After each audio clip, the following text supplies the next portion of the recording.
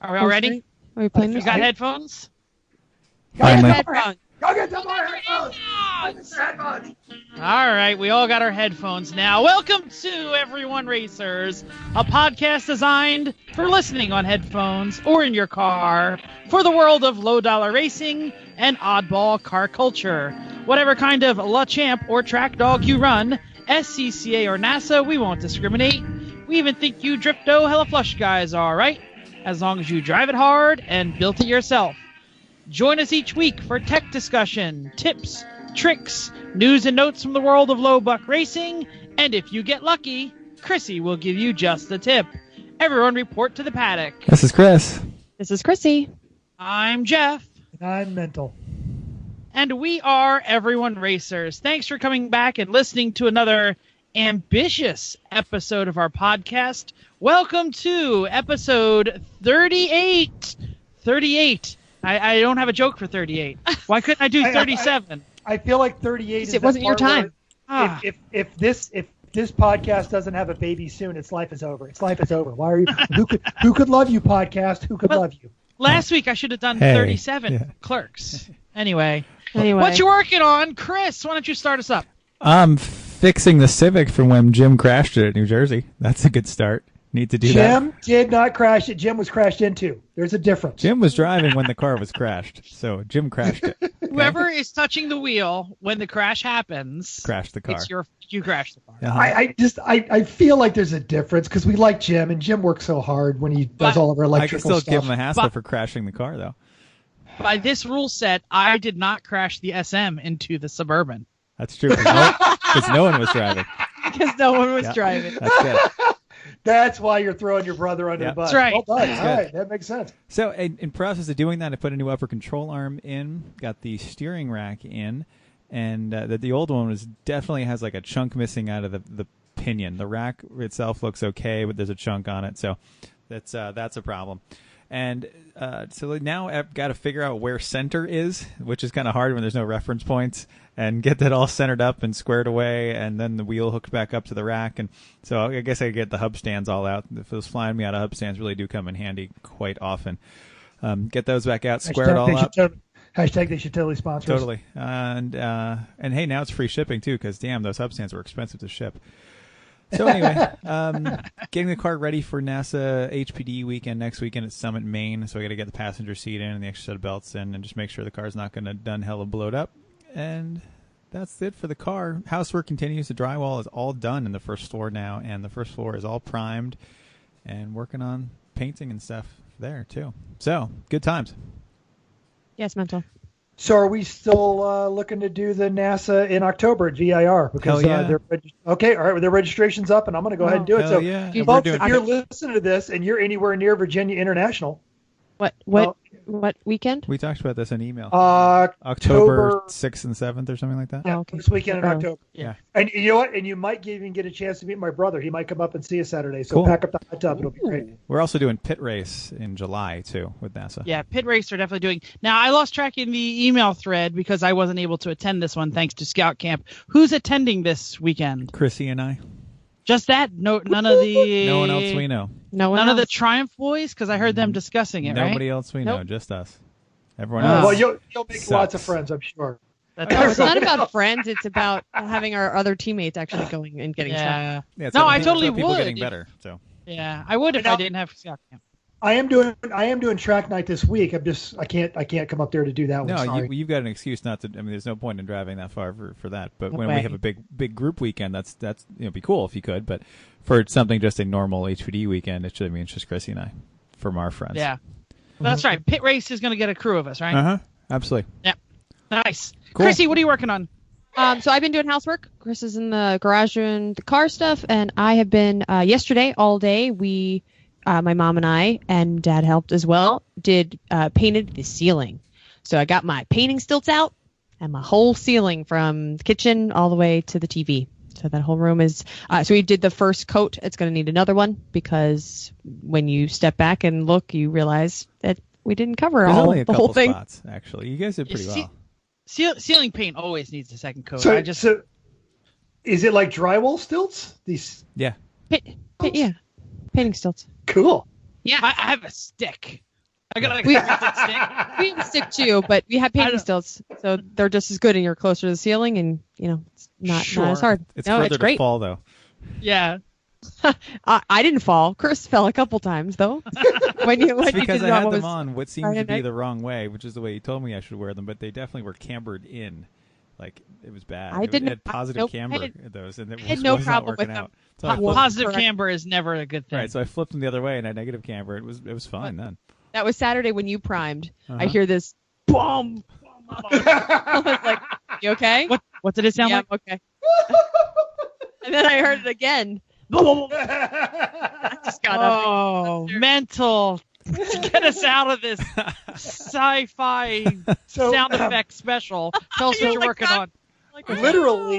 literally the last day of school, I snuck into the auto shop at high school, and I got the Project Tank Cat up on the lift, and I drained all my brake fluid with a power brake bleeder.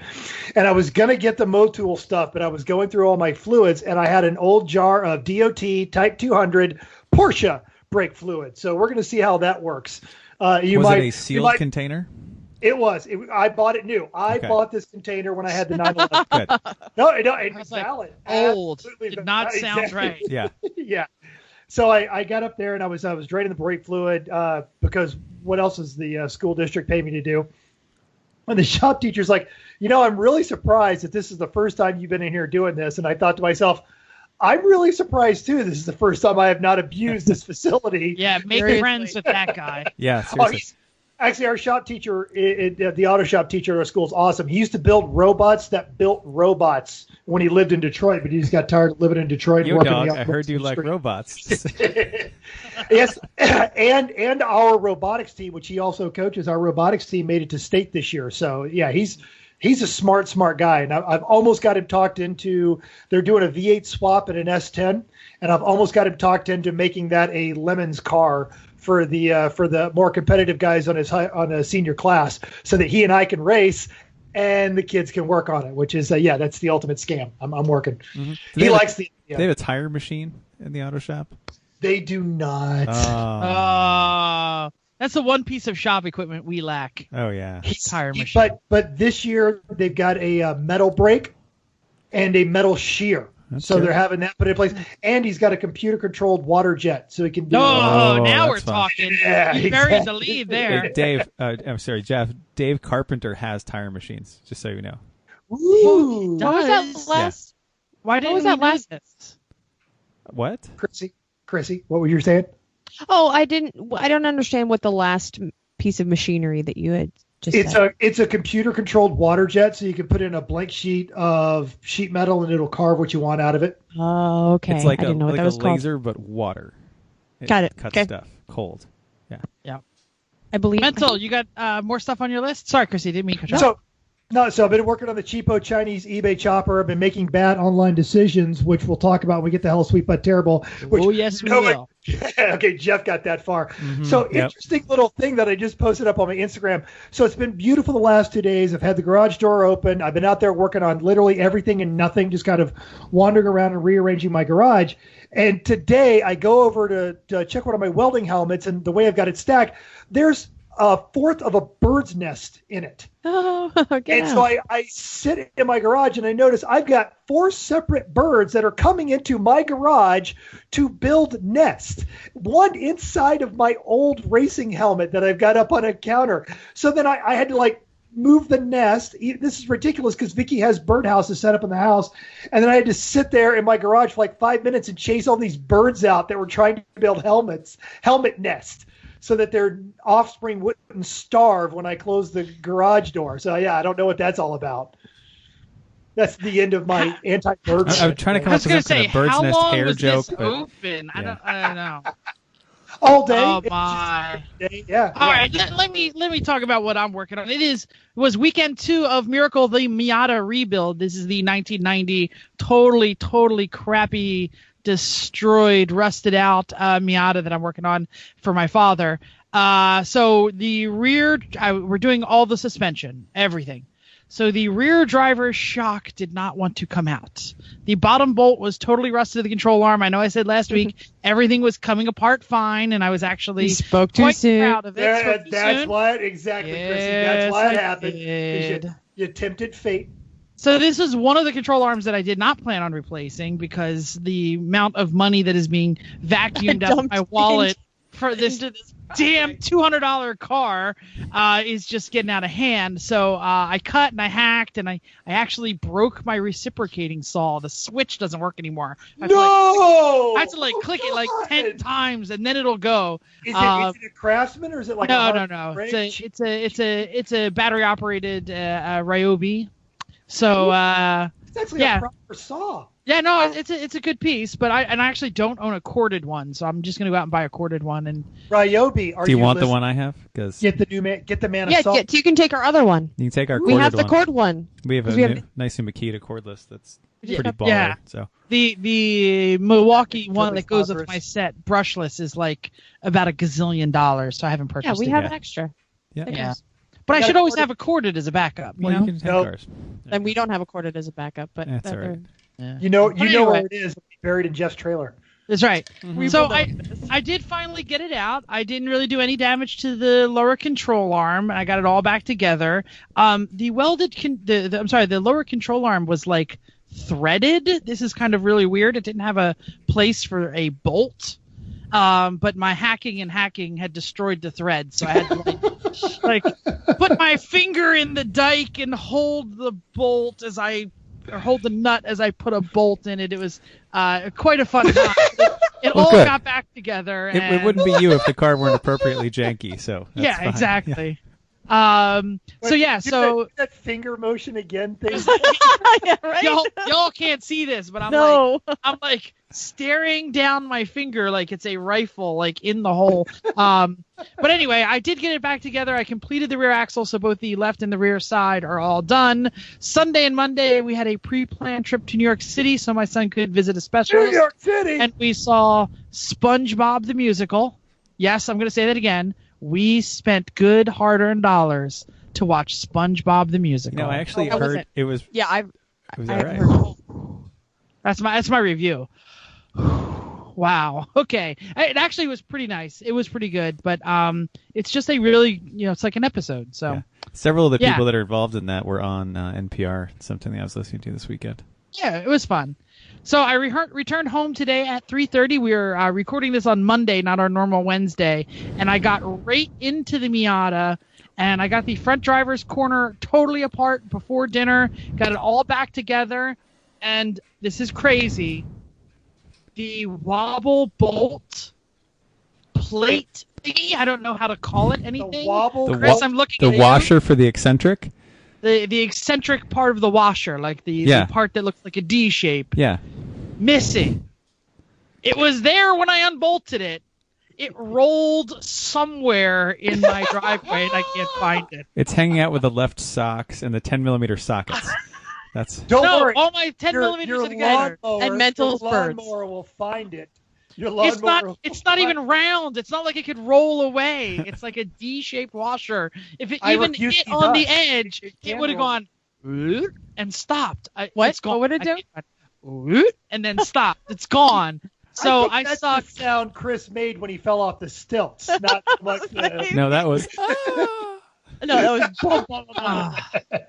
So I think the is the sound of the D-shaped washer, but the it's Chris falling off stilts. It could be. Either way, I have to make another Rock Auto order because I haven't ordered the tie rods. So I guess I'll just order another eccentric. I don't know what else. I literally 30. I cleaned every tool. I cleaned it all up. Can't find it. You cleaned? That's so weird. That's why I can't find it. Right? All right. How about some news and notes? Time. So, if you've been living under a rock, and well, a lot of our listeners live under cars, you don't know that Matt LeBlanc is leaving Top Gear. So, all of the Twitter accounts, basically, he said the travel is getting to him. He wishes those guys best of luck, and it was not. Some of the departures on that show have not been favorable, but this one Chris Harris and the other co-host said, "Oh, it's a shame. We love this guy," and he wished them all the best. So yeah, Matt LeBlanc out of Top Gear, which means there's an opening. We're all looking at you, Jeff. I'm just saying. Not me. You could totally No, do Top. You could totally do. You'd be better than Chris Evans. Way better. I would be, absolutely. I actually liked the Matt LeBlanc version of Top Gear after Chris Evans left. Yeah. Well, because he wasn't trying to be anybody. He was just Matt LeBlanc having fun. He let Chris Harris be Chris Harris, and Chris Harris is awesome at that. And then on that note of folks that are on TV that we really like, Edd China of Wheeler Dealer fame has 2 new shows on YouTube, and we're going to have the links to those in our show notes. And the first one is they're going to be restoring a Jaguar, and they're kind of leaving it up to audience input what they want to see, but this Jaguar is bad. It's terrible. I just clicked the link. God, yeah. Holy cow. Anyone can fix it. It is Edd China. So God bless him for trying. And then he's got the other one where he goes around and helps people with their stalled projects. And he went up to Norway and helped a guy with a original 1-gen GTI that the guy ended up putting a 16-valve with throttle bodies on. But still, so he went up there and helped him out with that. And it's Edd China. The guy has no ego, and I guess when you're 6'9", you just don't have an ego. But it's as anything with Edd China, they were both really interesting to watch. So I'm looking forward to both of those programs. I have no idea who this person is. Edd China, you never watched Wheeler Dealers. Wheeler Dealers is a great show out of England where they bought a... Is it on television? It is. It's on the internet, too. It was on Velocity. The original series was on Velocity. Chrissy is giving me, how the frick should I know? Look, why do you ask if it's on television? Because you don't watch TV either. So no, that's what I'm saying. If it was on television, I don't have television. It's a good show. No, okay. But yeah, they would buy a used car and they would fix it up, and it was always something interesting. I wouldn't always say it was something great. It was always something. They want a Citroen. They would. They absolutely would have. And well, then let's give them a Citroen. Oh my God! They're actually in America. Actually, I would actually like some money for that, though. I meant sell it to them. No. They buy it, they fix it, and then they try and sell it off, and they tell you, well, we lost our shirt on this one. Edd China's got a master's degree, and he actually is an engineer, and he holds a couple of records. He wrenches like a madman. He's amazing. And imagine one of those how-to shows, Chrissy, like how to fix stuff, where they're not doing product endorsement, where it's like, hey, this works really well. Fun. They don't put we're gonna put this. Chris loves this. We're gonna put this transmission in. Yeah. Oh no, this transmission's in. Oh, that's we got great. These great new Edelbrock cylinder heads for our Camaro here. So look at this. Tell us about these Edelbrock cylinder heads. All right, Mental's gonna install those while I go over here and wash my hands. No, you got those cylinder heads on. Yes, I do. Edd China was like, oh, you can spend a bunch of money to do this, or just go down to the plumbing supply store and buy this thing and watch how it works. Oh, and then he'll go, wow, that didn't work at all. I'm going to completely have to do something different now.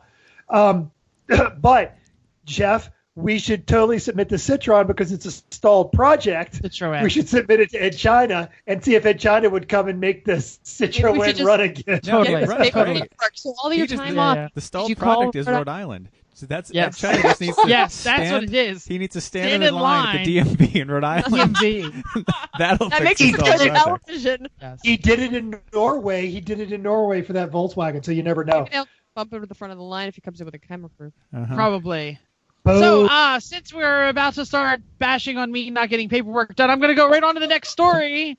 In case you missed it, a Tesla in California on autopilot has crashed again, this time into a parked police cruiser.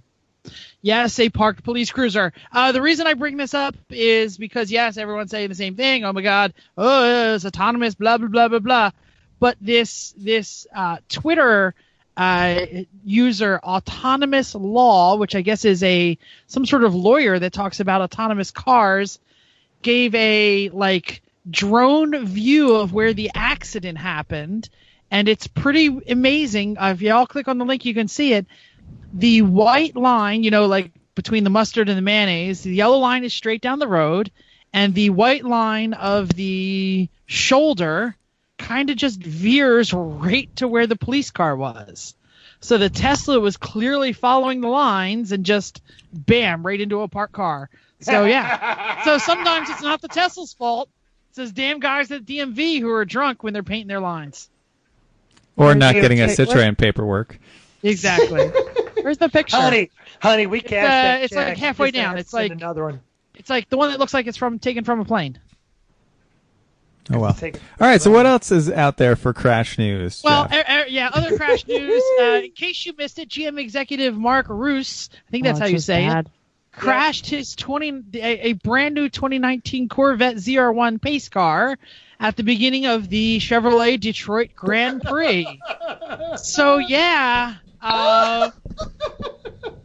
he crashed in a space that an exact place that many people talk about, some sort of famous bump that has upset other cars. I was actually watching the IMSA race before the Indy race. I didn't see the crash happen, but the entire internet has because the car's not out yet. And Well, crash if he's a GM exec, then I'm sure someone on the traction stability control calibration team is going to lose their job because it certainly wasn't his fault. Well, and he's no piker. He has done a lot of pace car driving and a lot of other things. So this is not his first time behind the wheel. Definitely not the first time behind the wheel on a racetrack. It's not hard to drive a pace car, right? Because it's not like you're racing. I'm with Chrissy on this one. I saw the video. I watched the video. And it's a ZR1. Like it'll go ludicrous speed with any fool behind the wheel. So it looks like he kept his foot in it till it was too late, and then lifted off of it, and it came around in the I'm on an extreme experience what chat, and the joke was he needed an extreme experience instructor with him because we would have fixed that right away. Exactly. Let's talk about Lucky Dog. Lucky Dogs. So we haven't done a ton of reporting on Lucky Dog, but I just want to say for you East Coasters, it is very similar to AER, but West Coast basic rules. 15-year-old car, qualifying times, Class U. They have some sort of ludicrous class if you show up and your car looks too ludicrous that they just immediately bump you into. So if you did show up with a pair of IMSA Caymans, you'd be there no matter what. So, who knows anything about the race? They were at Pacific. Where were they? Pacific Raceway. I don't know where Chris and Chrissy, you guys have raced that one, haven't you? No, we did the Ridge. The Ridge. The Ridge. Okay, sorry. Mm-hmm. No, it isn't. Okay, so they're at Pacific Raceway. Looks like they've really kind of got this whole series figured out. But because we always do this, so they had 46 entries, which that's some light racing. That's impressive. 9 BMWs, 7 Miatas, and only 2 Hondas, but 5 Volkswagens because it's the Pacific Northwest, and 1 P car. Class A, which is their they follow Logic, which is their fast class. is so on Saturday it was won by the Finally Racing in a BMW. Of course, they were first overall, and then they got second overall on Sunday. On Sunday, the VI Racing and another BMW 325 was they were 6th in class on Saturday, 19th overall. So they figured something out and dug out a whole lot of speed, or they broke something and spent a lot of time in the pits on Saturday. Also, are those in Class A, E36s? Yes, they are. Yes. Yeah. Now, also in Class A, and unfortunately they did not start Saturday or Sunday, but I love this, is a 1971 Volvo 142, the General Leaf. So props to you guys. That's just funny. And Jeff, you got some coverage on the Class B guys. Yeah, Class B, Saturday, the number 32 Purple Haze BMW, which is also an E36, came in 3rd overall, and they bumped them to Class A in Sunday, where they also came in 3rd overall. Mm-hmm. And the Sunday winner was Team Titleist in a VW Golf, and it's white, of course. So yeah, golf, you do that thing. Class C, another Volkswagen Wild Hare, Saturday and Sunday, car number 314, Wild Hare in a VW Rabbit, a 78 Rabbit. Hey, that's how you know it's Pacific Northwest, is because there's a 78 Rabbit that still exists. Yeah, exactly. Yeah. Also, still Class C, these are our friends. We've raced with these folks before, Sean and Kate of Silver Sleeves Racing. They had their Austin 1800 Land Crab out. Now, for those of you not familiar with the Land Crab, it's kind of like I have no idea what the Land Crab is. It's a front drive large sedan. It actually has an enormous amount of room in it, but based on the design principles of the Mini, so it's got the integrated engine and gearbox at the front. It was an MGB engine originally, to tell you how fast that is. And wheels at the corners and hydroelastic suspension. They've done a lot to it, though. Yes, but not very little of that exists anymore. It actually has a Mazda V6 out of an MX-6 or a Probe. same thing in the front now, and then all kinds of things to the suspension. The first time we raced with that car, when we were there with Spank and they were there with the Land Crab, the hydroelastic suspension definitely failed more than once, especially Spank had brought his hydroelastic pump to be able to help him fix it. So, but they've been sorting that car for years and actually got it to be pretty decent, but it's an Austin Land Crab, so good for them. Now, what exactly hydroelastic? That's like a liquid-filled rubber. Yeah, it's kind of like the Citroen thing, right? Kind of like the Citroen. Except it has pumps and everything? English, sort of, but you can take the pumps out and just pump up the cylinders individually, and there's all kinds of stuff. Oh, yeah. Nice. All right. Yeah.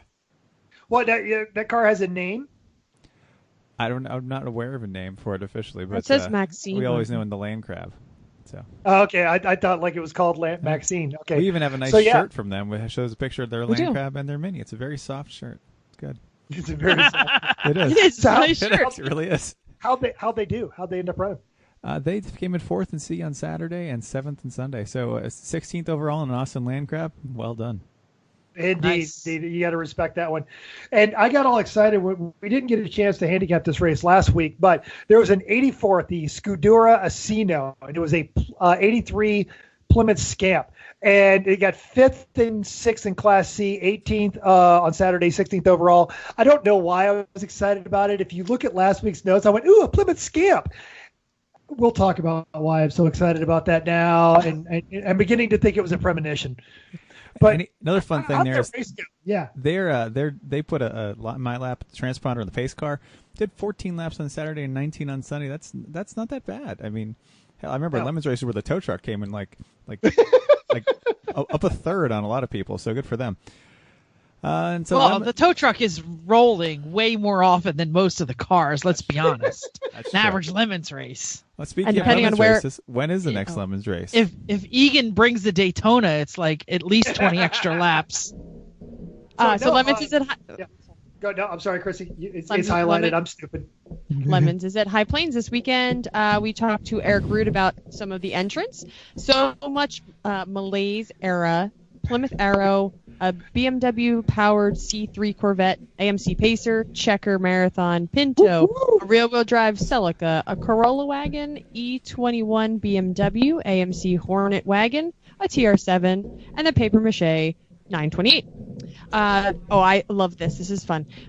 The L-Force Turbo Geo Metro or Suzuki Swift is underappreciated. Great car. 64 entries, 13 BMWs, 3 Miatas, 6 Honda Acuras. Really? Honda Acura. Honda or Acura, sorry. Honda or Acura, yeah, we lumped them together. all the same. Fieros, what? Seriously, two. Where do you even find two of them, much less make them into the last Fiero I saw was the one that we were waiting for it to blow up at New Hampshire years ago so that we could win. They're all over New Jersey still.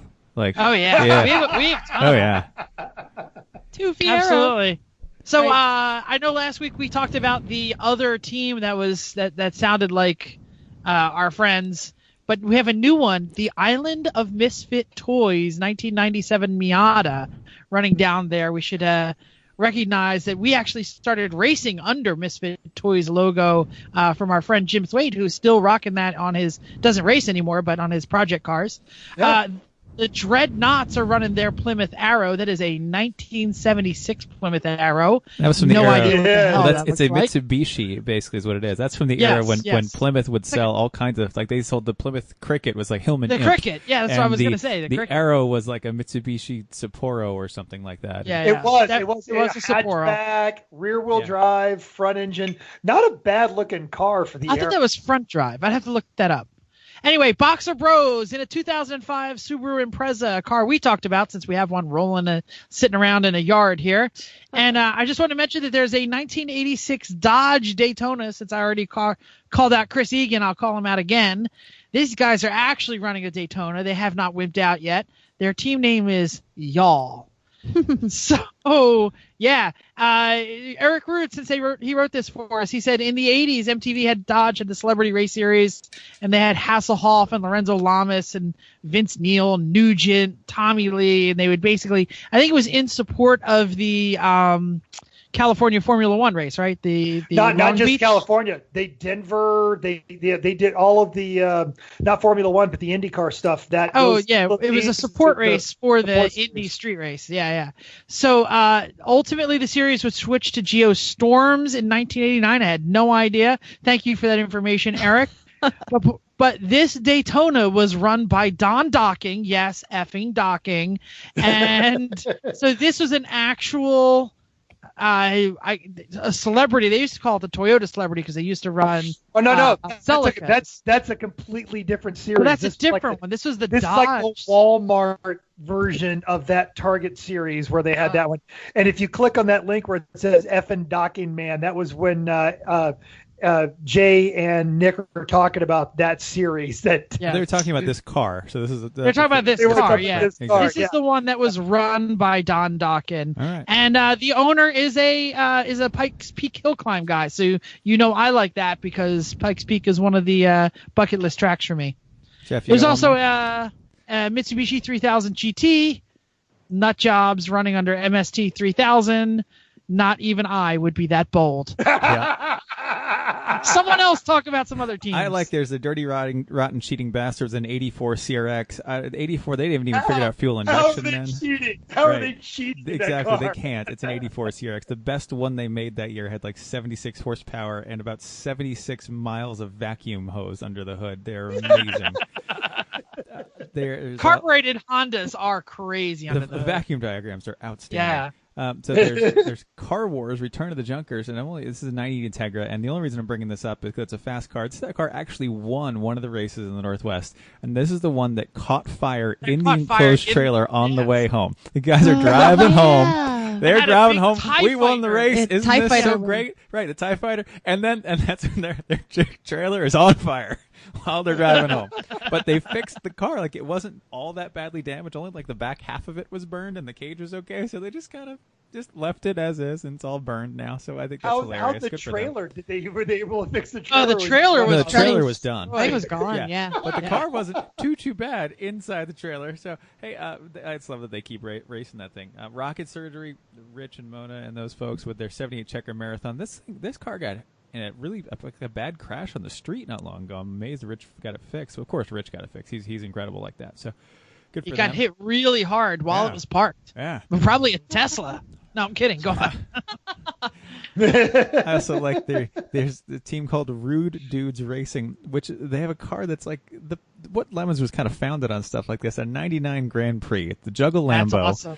Right? Yeah. Oh, I was going to make a Juggalo joke, but yours is so much better. Our good friend, GD Yeoman. GD exclamation point. Yo, man. That's it. He's there with his team, the Nine-Figure Drifters, in their 82 Corolla wagon. Maybe this time they won't shear the pinion gear off their rear end. We'll find out. And lastly, I've been trying to get any team that I know to change their team name for so long, and this team did it. An 87 Armor 2 of Team Waiting for Data, ... And if you've ever been to a Lemons race and you pull up Race Monitor, before it all gets sorted out as to who you'll get the data in there, every single team is called Waiting for Data, ... So awesome. I think We were that's talking fantastic. about this. Good for them. I still think everyone should register. Like, in every region, there should be a couple of teams that just run as Waiting for Data, and then Waiting for Data will like win the national championship, and it'll be like when the never mind. No one will know who it was because it was Waiting for Data. They'll just sit there with an IPRI microphone waiting for them to show up. So we're just waiting. So Apocalyptic Racing I think he's probably, I'm going to say he's number 16, listener number 16, Brett Sloman with his Celica. He'll be there. Team Lowballer has an AMC Hornet Sportabout. That's a wagon, long roof. That's a wagon, long roof. A Sportabout. I didn't know that was a thing. And then Dirty Racers with their Subaru Neon. Okay. Yeah. That's what it says. Hey, who knows? I'm guessing it's a Subaru-powered Neon or a Neon-powered Subaru, which okay, we'll see. In either case, I can't imagine why, but yeah. Sounds terrible both ways, but anyway. Alcohol. Neon. Yeah, I think a neon-powered Subaru would probably do better than a Subaru-powered neon. Let's be honest here. Seriously. Okay. And of course, we would be remiss if we did not mention our buddy Jerry Ringel. He is rolling out there with the Inglorious Bastards. Elizabeth, the mighty Thunderbird, is sporting brand new bushings. Literally every bushing has been replaced. He dropped a fuel cell back and lower with a wider neck so they can fill it quicker because God knows she needs it. But he's running 2 conservative drivers coming from the front drive, and then him and his buddy Mark are prepared to throw down. So just want to say shout out to Gary. Go Bastards, turds. And Jeff, I don't know if you saw this, but I highlighted it just for you, Team 888.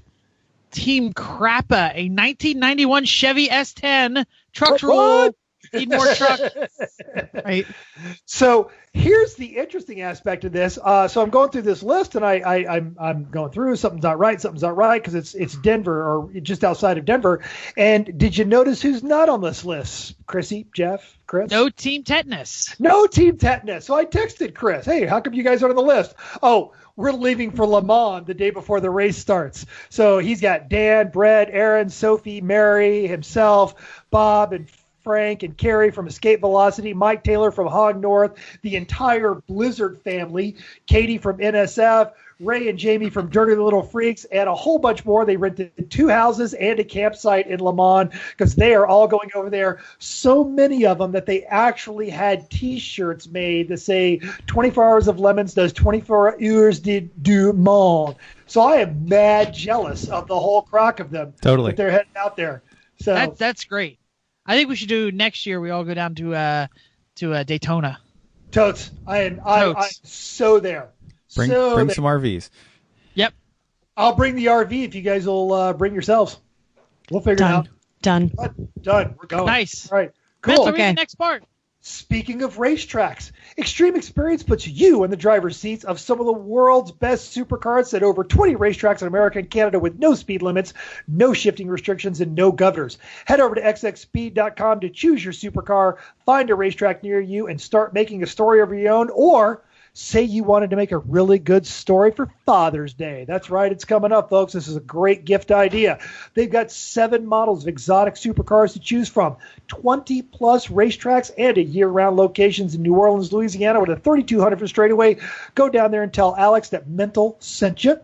You got a pro instructor like Chris, Jeff, or me in the car with you, helping explore the car's limits and learn how to drive the racing line. Save 25%. 25%. And as Chris mentioned last week, that's like buying 3 cars and getting 1 for free when you use the code EveryoneRacers, all one word, EveryoneRacers at XX Speed to book today. Extreme Experience. It's your turn. Nice. Cool. Listener feedback time. We got a couple of reviews. I happened to be on iTunes podcast today looking for something and saw that we had a new review and we missed it. It's been there for a little while, so it's another 5-star review, right? We're terrible podcast hosts. So I don't know the last name, but Ron from the number 609 General Leads Cheese Bolt Enterprises. I think this is a Focus. I think that runs. It's in Focus. the Northeast, It's a right? dark blue Focus. Yeah. It's out of South Jersey. They're not too far from me. Yeah, actually. I go by it quite often on track, and so that's why I can read the back when it says General Leads. So that's not a knock on you, Ron. It's just a really fast Honda. So Ron said his title of his review was "You Had Me at Just the Tip." So that's great, and then the rest of it says, "Hey guys, love the show. We'll listen as long as you're on." So a free sticker for Ron at the next race. Or Ron, hey, write us at our email or face space or whatever the hell way you want to do, and we'll mail you. You get me an address, we'll send you a thing. Yeah, totally. There Thanks, you Ron. go. I could probably take it to them. They're not too far from here. Great team name, by the way. They're named after a Revolutionary War general that a lot of things down here in South Jersey are named after, including the town of Leeds Point, birthplace of the Jersey Devil. Yeah, great. Yeah. So George is not the only one holding on to Civil War heritage. Good to know. All right. So Jason H., and he gives us a lot of feedback all the time, but he did actually give us a good piece of advice on our How Not to Be a D-Bag show. And it was a great way to make friends is to bring local beer from your area. And I actually know that all of us do that. We all bring beer from our place. And I remember years ago when Chrissy found that folk dancing establishment that had $1.75 Yinglings outside of Summit Point, West Virginia. Yeah, Chris. Oh, We were all camping in the Walmart parking lot, and Chrissy goes, "Oh, there's a folk dancing club nearby, and we all went. Single It moms. was not a folk dance club. Oh, there was Now dancing. she remembers. There was dancing. But anyway, There so was dancing there. So if you travel a little bit for this, because I always show up with a couple of cases of sweet water or something from Georgia, and you guys are always good about bringing some local stuff. Or as our friends over at the Duff Beer Brewery guys they always have some great stuff that they made themselves. Yes, they do. Their stuff is delicious too. Oh, It's awesome. they are so good at that. Yeah. I'm not a beer guy, and I like their stuff. So I mean, across the board, stuff that I normally don't like. Honey Brown. I don't drink browns, but God, that stuff we had at Barber was just It so was incredible. alarmingly good. So It went down real easy too. yeah. So bring some beer and make some friends, and who knows, you might have a little family by the end of a Lemons race. And speaking of family, That's weird. Hi, Mom. Why is it mine? Like, I said hi to her yesterday. She wants to hear he from didn't you say- guys. hi, Yes, we- Chrissy's mom. hi, Chris's mom. And here's Listener number one. Listener numero uno, absolutely. She's transcended listener. She is guardian goddess of this podcast. So I'm gonna yes, cut this off. Don't worry. Totally forgot to mention last week when you two were discussing picking up parts from listener Alex from Rusty FI Miata team for your personal Civic junkyard guy. Yep. He also offered me parts for the Miracle rebuild. He had control arms that had bad ball joints. I was like, no, I'm okay, dude. Don't need them. I respectfully declined. Had I known you were there, I'd have had you pick them up, but still don't need them. Yep. Oh well. Let's go on to the main topic. Fabrication. So fabrication is something that really, a lot of people, if they're not used to it, they get daunted by the idea of fabricating anything, because it seems like, well, fabrication, it's, you're building a car or whatever it is. It's a big idea, but it doesn't have to be that big an idea. It can be something small. You can fabricate anything simple: a bracket, a gauge panel, almost anything like that. You got to start somewhere, all the way up to full on building things with mills and lathes and whatnot. So we're going to just give our own little tips about what we like to do for fabricating, tools we like to use, techniques we like, anything like that. So Chrissy, why don't you get us started off? Sure. My starts with a pizza. Get a pizza. Maybe two. And then your friends will show up and help.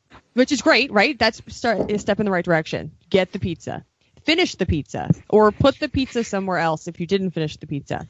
And now you have a pizza box. And that's what I'm getting at. A pizza box is the best way to start fabrication. That is the key. So once you have your pizza box, probably, if it was greasy, you probably can't use the bottom, but the top is the answer. And then you're going to get your Sharpies and your scissors. So you're going to figure out, once you have all that, this is the best way to start. Figure out what needs to be done. What are you trying to do? What are you trying to build? What do you want it to look like? And then what other parts do you have available? So do you have oh yes, I forgot about that. So yes, what kind of this you're going to do the CAD work. That is Cardboard aided design. Is that what it is? Yes, or Chrissy aided design. Yes. So that's you're going to use better.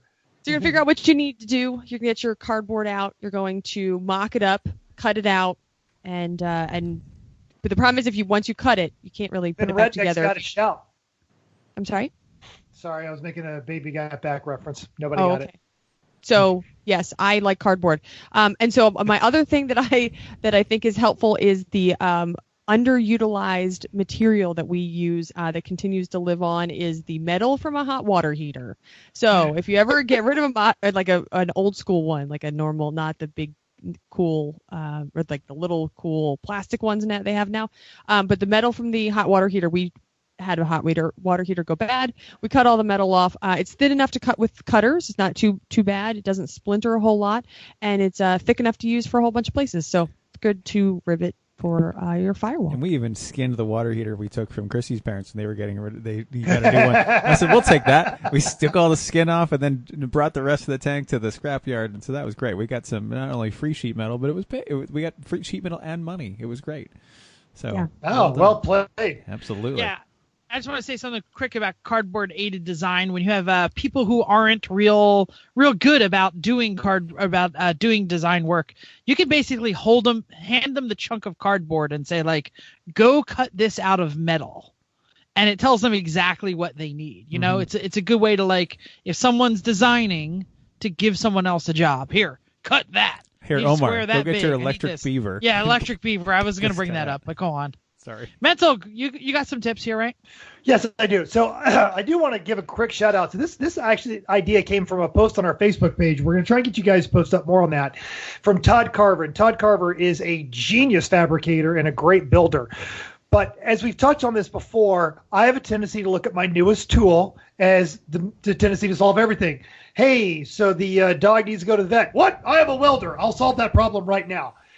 And I know I'm not the only one, but like when I got my first Sawzall, everything just needed to be cut, and that didn't work very well. I still do this. Yeah, as much crap as I give you, Jeff, I am a horrible hoarder as well. And this was really bad when I was in construction because I look at it like with the water heater material. That's a brilliant idea. And I'm like, oh, I could totally use this. I could totally use this. And I still have a bunch of crap kicking around my garage from when I was working construction. I've got a old rough cut pine that I used to build shelves everywhere in my garage.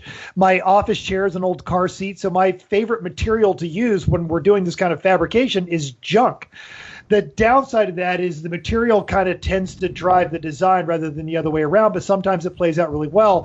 When we had to redo the stays for the Datsun pickup, I had actually used some oversized angle iron that I had gotten off the construction site. It worked out really well and allowed us to really do some proper backstays for the cage on that one. But now that I'm back in the realm of a two-car garage, I have fallen back into my very simple ways of just a hammer and putting things in a vise or an anvil and then beating them until they fit, which I'm not particularly skilled at, but I'm very enthusiastic about. Well, fortunately, with that kind of operation, enthusiasm trumps skill in the hitting things with a hammer department. So Absolutely. Fit. Yep. So when you want to be a little more precise about it, I just come to really appreciate welding.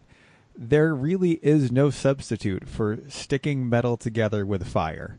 And really, you can make almost anything this way. Like things that years ago would have daunted me so much, like, oh, making that? Oh, I don't even know how I'm going to do that. Now I'm like, what? Oh, that's it?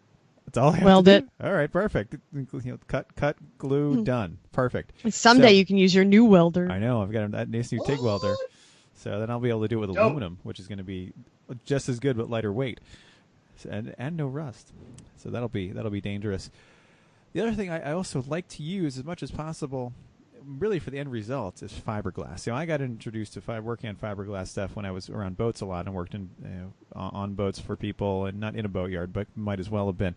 And so I learned how to do it the right way there. And you got to get good quality materials. I like West System epoxies and all of the addings there. You can make almost anything out of it. And then all the different fiberglass cloths and resins and things. You can make all kinds of stuff, and it's light and strong and waterproof. And your problem is you're just going to itch everywhere. So just know that's there. It's true. One Well, secret. you have to get on my fiberglass plan. My fiberglass plan is I'm there the day that we put it together. Yeah. I'm not there on the day that we cut it or sand it. Yeah, absolutely. That's always good. Don't itch Yeah. at all. Yeah. The other thing that Why, isn't that how you guys did the trunk lid for the Wartburg? Sort of. Actually, yeah, I did that. Yep. Wait, and I. But we've made we just made for the Civic. We did the Arrow. diffuser was out of Yeah. fiberglass. We put fiberglass around the plywood on the splitter. It gives it strength, makes it waterproof, works great. One key though, if you ever do get fiberglass itchy stuff on you, don't wash with hot water. It opens your pores up. You want to wash with cold water because it sucks your pores closed and pushes the little fiberglass shards out. So that's a key there. Absolutely. Good to know. Nice. Jeff, what so about you? I'll go. My favorite tool in the shop is angle grinder. Like the $14 angle grinder you can get from Harbor Freight. You got to have one of them. You got to have a good one. I have a good Craftsman one too. So you have to have several angle grinders with you at all times. The first thing you do is you take off the guards. He Do keeps not one sue at his, me. He keeps one at his desk. And It's true. do not take off the guards, Jeff. Do not Take off the guards. Oh yeah, they all have to come off. Sometimes you got to like weasel it into that little corner. So just know that the guards and the handles can be moved and removed temporarily. You always put them back for safety. But you always wear eye protection. You always put gloves Yes, on you and do. go at it. Fiber disc and wire wheels are your friends not only during the deconstruction phase, but also you need to cut a little plate into the shape. There's nothing that's going to cut it better than a 4.5-inch angle grinder with a fiber disc. All of the edges need to be cleaned before you weld them, including the slag. That black stuff that comes from the, when you buy it new, it has a coating on it. You got to scratch all that stuff off. And a little wire wheel will take care of that. You got to clean the car where you're going to weld something to. You got to pull off the sound deadening. The wire wheel is your friend, but just remember, it's always going to shoot little wires at you, so wear your eye protection of all time. Okay, so metal chop saw. You need to have one. You need to have a real live drill press. They're important, but you also need to have a bench vise. Mental mentioned it. You really need one of these in your shop when you're building stuff. You need to bend plate. You don't have a metal brake like Mental has. It is at his auto shop. Cinch up the metal, bang it with a hammer, done. You need to hold something to cut. You need to unbend something. The bench vise is a key to this operation. The back of it is your anvil. You can't have a shop without a bench vise, except my current shop does not have one. I was going to say, and we bought ours for you. Yeah, you hassled me for so long about not having a vise. We bought it. We're like, this is for you. Jeff is going to be so storage. excited. Right. It's in storage. I know, and it made life better, didn't it? It did. The bench vise. Right. Yeah, we use it all the time. And I want to talk about, have you been following, Giant Dave's Instagram as he's rebuilding that 68 Chevelle? I have, yes, absolutely. And he's got a bench vise. It's essential. You got to have it. Anyway, let's move on, unless someone has something else to say, to this week's Hella Sweet or But Terrible. And I do want to point out that I had some really hella sweet but terrible ideas in there, and Chris just went, nope, skip it all. No. Just go to your terribly bad decision, Mental. This needs to be discussed, and we don't need to waste time on our crap. Holy cow, tell us what you did. Okay, so I have not been as active on the Grassroots Motorsports board as I used to be. There was a time when I was one of the top 10 guys, and that's, I don't know if I'm proud or not. High point in your life. It involved a lot of deployments. So I was on there the other day, and Joe Gearin years ago had bought a Plymouth Scamp, a 1981 Plymouth Scamp dual stick. So it's got 4 speeds and then a high-low shifter, so that basically you end up with 8 forward gears, which is not how it works at all unless you have 4 hands to shift both of them at the same time. But the guy that bought it is selling it for what he bought it from Joe Gearin for, so it's $105. And guess what I'm going to pick up tomorrow with my new janky trailer. See, this is the problem. You guys all enabled me on this one, because now I've got a trailer and I've got free time. And you combine that with internet access. I'm so excited. My arms are aloft and I am cheering in my head, because the janky trailer is not going to be the stupidest thing that you brought home. Your wife no longer is going to hate me after this. Right? You're exonerated. You're like, it's not your fault anymore. You're okay. Oh, but it is, because if I didn't have the trailer, I couldn't have gone and gotten the car. I'm an unindicted co-conspirator, as we all know. This is a vote on this, and this is terrible. This car is why? What the? Basically, you can vote on it, but I'm going to get it tomorrow. Right. They've been trying to give this away for like years. Someone keeps trying to give this car away, and everyone keeps buying it for like $100, thinking, "Oh, I got to save it," and then they do nothing with it, and then sell it to the next fool for $100. I mean, it doesn't. Let me check some right? facts. It's like Let me check some facts here. It will run with fuel poured into the carburetor, but it won't drive because it needs a new CV joint, which comes with the car. So, folks, so you guys understand what we're talking about at home. It's a 1981 Plymouth Scamp, which was a Dodge Colt before Mitsubishi was importing them, and it comes with a 4-speed, and it's a dual stick. Is it a Champ or a Scamp? Oh, sorry, Champ. But the guy that owns it is called, he's Stampy on the board, so I've been calling it Scampy. That's the new name of the car. I'm clicking this thing.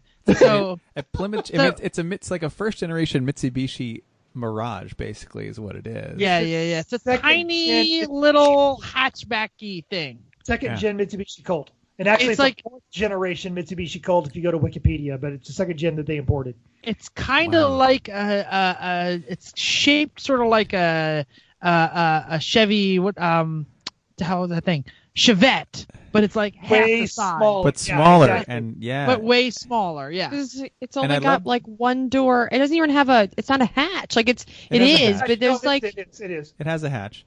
I like the big Malaysia bumpers with overriders and stuff. You know what? I'm looking at the pictures. If this is $105 and it sort of runs, Jeff, what's your rule? If it's $100 and it's not currently on fire, it's not currently on fire. You buy it. The VIN matches the title. Even then, who cares? Yeah. Apparently, you can own anything in Georgia, right? They don't care if there's a VIN on it. If it's more than 15 years old, I got a bill of sale. Yeah, we're good. So where is it? Where do you got to go get it? It's in Jacksonville, Florida. I'm going to get it tomorrow. That is a great place to buy red imported cars, by the way. All right, let's go around the horn. Hella sweet or but terrible, Chrissy. It's totally dumb. It's totally dumb. Like there's no reason for this. It's $105. Chris, hella sweet or but terrible. The answer doesn't even matter. It's hella terrible or butt sweet, like whatever one you prefer. I like butt sweet myself. I think this is a fantastic idea, not just because it gets me out of the doghouse with your wife, but for $105 for something that sort of runs. What are you going to do with it? Why not? Lemons Rally. And actually, Chrissy, that is a great question because I don't know. And we're going to put that to the readers. What the hell am I going to do with this thing? I got an idea. Give it to the school auto shop to make their Lemons car out of, the Plymouth Champ. Hell yeah. Some beard scratching happening what's now. What's the horsepower on it if it actually ran? 30? 76. 76, okay. It does, however, 41 miles per gallon. When that car was introduced, it set the new standard for the EPA mileage. I think this is just fun. And you know where you need this to take this to? Radwood.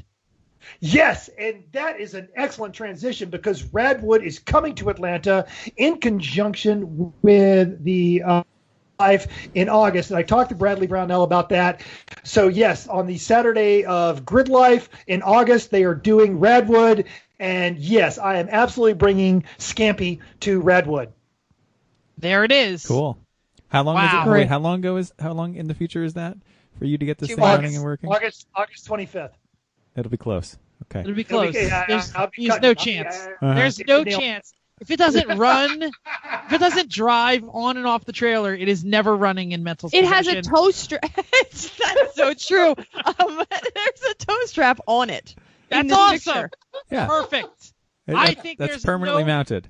There's nothing wrong with this plan. Who'd have thought? Two hella sweets. A 1982 one Mitsubishi. Butt terrible. One hella terrible but sweet. Butt sweet. I think it's the way to go. And so, folks, you can expect some updates next week when we bring this thing home when we record that because, as I mentioned in the notes, I'm an idiot.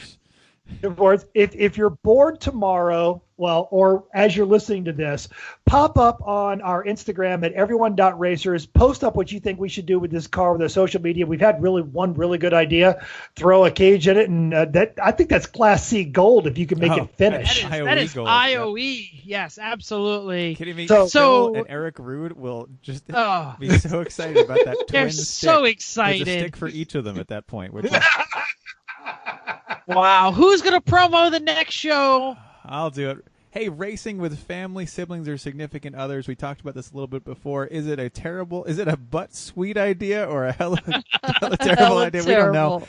Anyway, tell us about it. Tell us what you think. We've already had a couple people do so, but let's talk about the family dynamics that go into making this a hobby that everyone can participate in. We'll also offer some recaps of the Lemons BFE race at High Plains and the World Racing League Daytona 24-hour.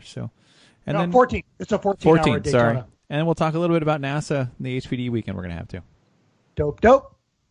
Cool. Dope. Play us out, Piano Cat. My speaker's not working here. Thank you for downloading us. I know, shock face, right? So many. But look, it's playing. It's just not coming out. I don't know what's happening.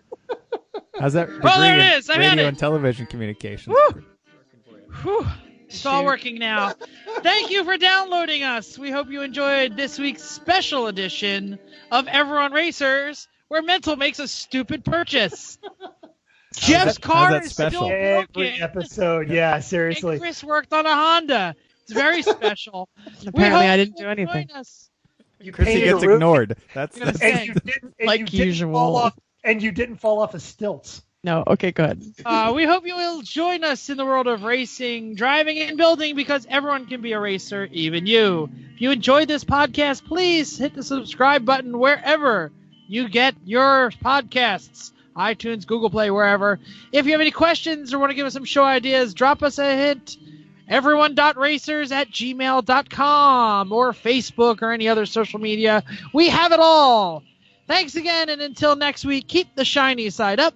Unless there is no shiny side, then Like just my keep Dodge. the Plymouth. What the hell is it? What is it? Scamp? Champ. No, Champ. champ. Plymouth Champ. Plymouth Champ. Keep both sticks up and the wheels down.